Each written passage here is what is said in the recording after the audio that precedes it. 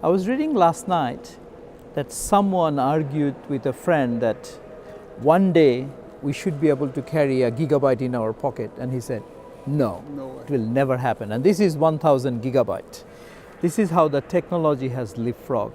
So here we are with one of the most senior minister from Afghanistan. I want to ask Dr. Qayoumi, what's your view on technology leapfrogging? Because every time I hear leapfrogging, reminds me of Afghanistan. In the 21st century, the amount of change that we're going to see is going to be equivalent of what we have seen in the past 20,000 years. Wow. Which means in one life generation, the change that we see is from the days of the Egyptian Middle Kingdom till today. So I think that we're going to see similar changes in the area of energy. And now what has really happened in the past 10 years that the digitalization world is really coming to energy in a very significant way.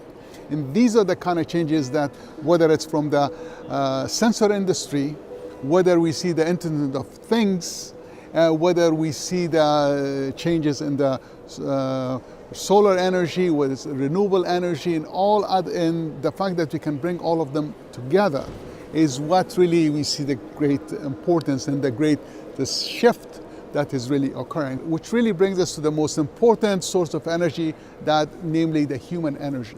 So the most important element that we have a lot of the technologies, but the way that we utilize them, the way that we bring people's imaginations and new ideas together, that's where we're going to see the difference. Knowledge is limited, imagination is limitless. Well, and not only that, because that's in the same quote that Einstein mentioned, that knowledge without imagination is useless. That's where the excitement is, and that's where hopefully utilizing that could really change the condition of the world for all humankind in a most effective and a most exciting way. And that really is the story of the 21st century and the legacy of the 21st century.